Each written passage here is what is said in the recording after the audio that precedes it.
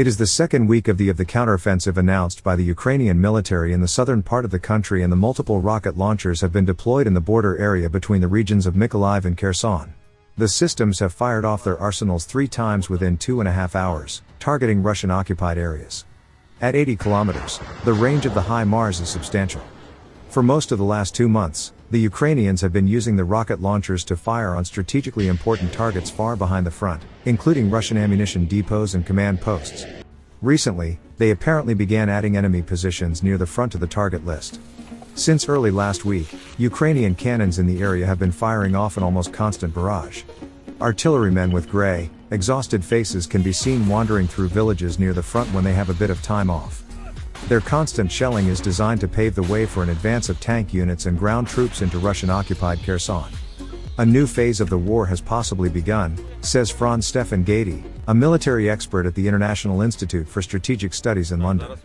The Ukrainian army, as has become clear recently in the border area between Mykolaiv and Kherson, has amassed troops in this part of the front and concentrated its firepower.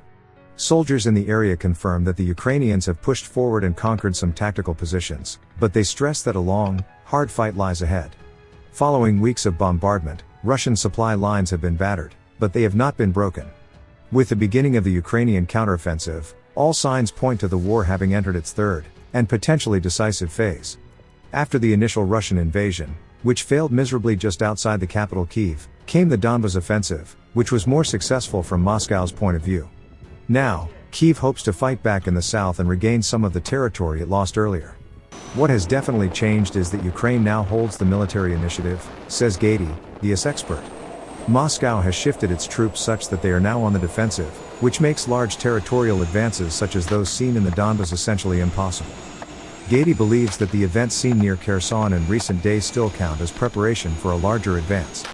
Either the Ukrainians want to prepare the way for a major offensive, or they want to pin down the Russians there so they can launch an attack elsewhere. We will definitely see another large Ukrainian offensive before the winter, says the military expert.